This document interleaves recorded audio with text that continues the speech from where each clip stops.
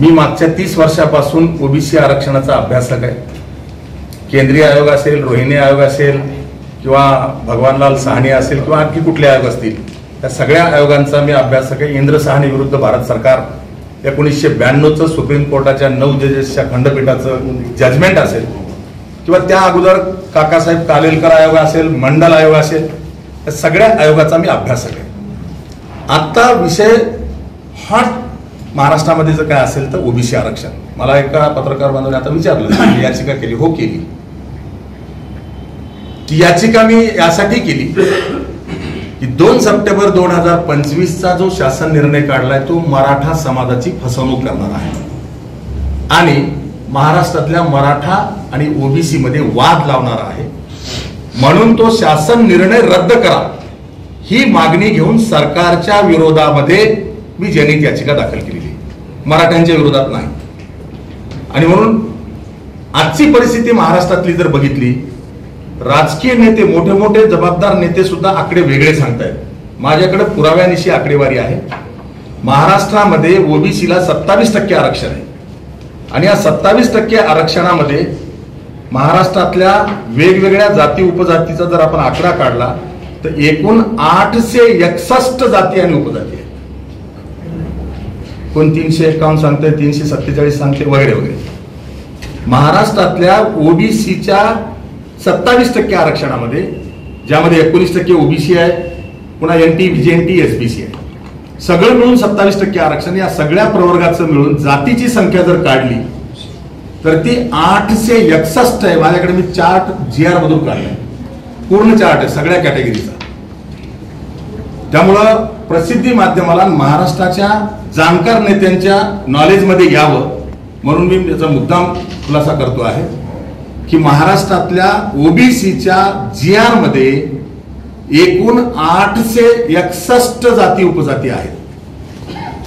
त्या 861 जातीचं 27% आरक्षण आहे आणि त्यामध्ये पुन्हा तोडमोड करून, कायद्याची तोडमोड करून, सुप्रीम कोर्टानं नाकारल्यानंतर, केंद्रीय आयोगानं नाकारल्याच्या नंतर, राज्यातल्या सुक्रे कमिशन आणि बापट कमिशनने नाकारल्याच्या नंतर, अशा पद्धतीनं कायद्याची तोडमोड करून जो 2001चा कायदा आहे, ओबीसी प्रमाणपत्र देण्याचा आणि व्हॅलिडिटी करण्याचा जो ऍक्ट आहे, त्या ऍक्ट मध्ये बदल करून ज्या पद्धतीने GR काढलेला आहे त्या GRचा फायदा किंवा हैदराबाद गॅजेट लावून जे आरक्षण देण्याचा GR काल 2 सप्टेंबर 2025ला काढला, त्यातून मराठा समाजाला फायदा होणार नाही.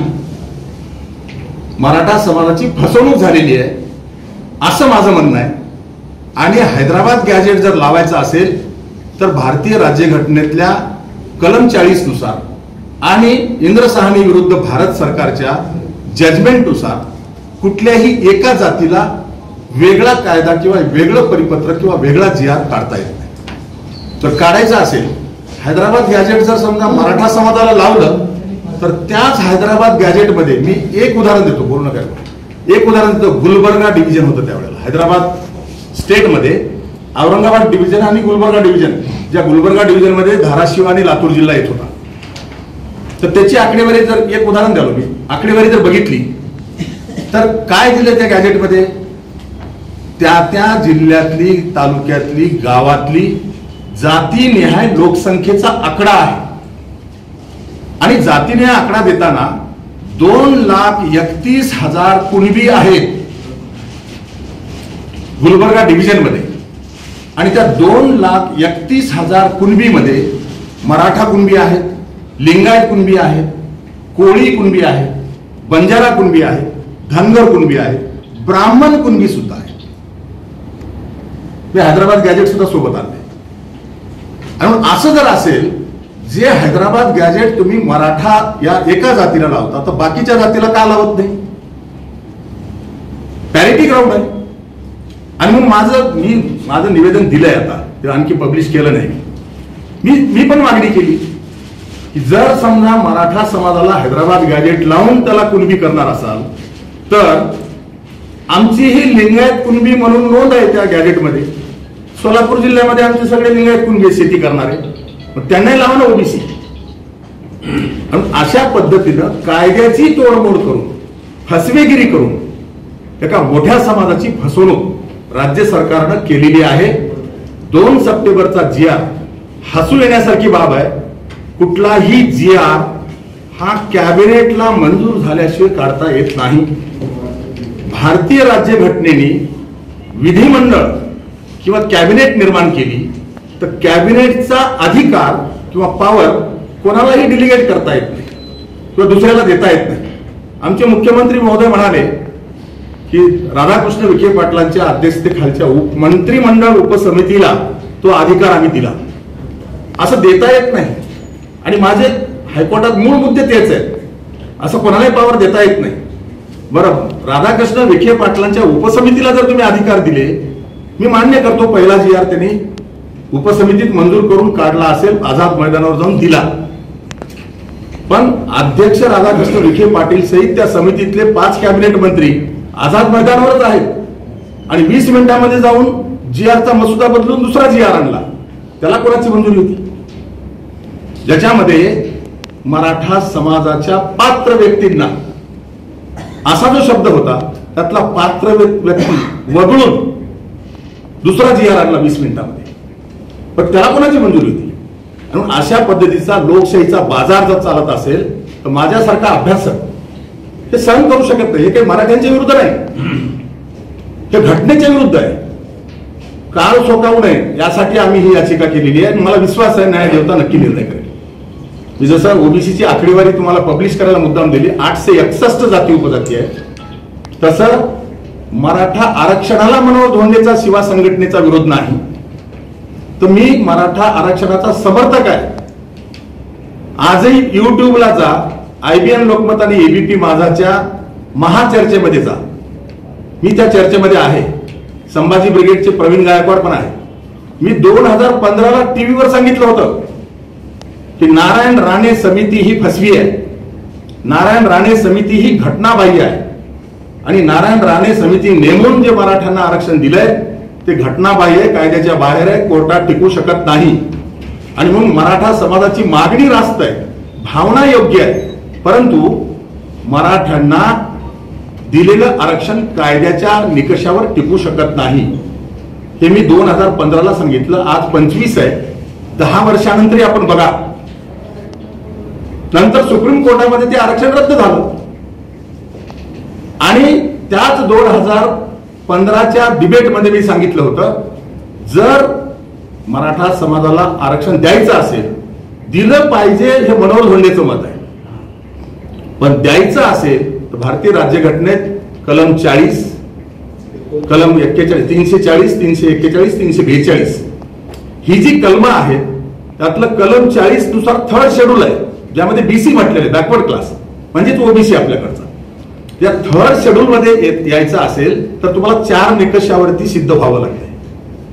पहिला निकष आहे सामाजिक मागासलेपण, दुसरा निकष आहे राजकीय मागासलेपण, तिसरा निकष आहे शैक्षणिक मागासलेपण आणि चौथा निकष आहे आर्थिक मागासलेपण. ह्या 4 निकषावर तुम्ही जर मागासलेपणात जर सिद्ध झाला तरच तुम्ही ओबीसीत येऊ शकता.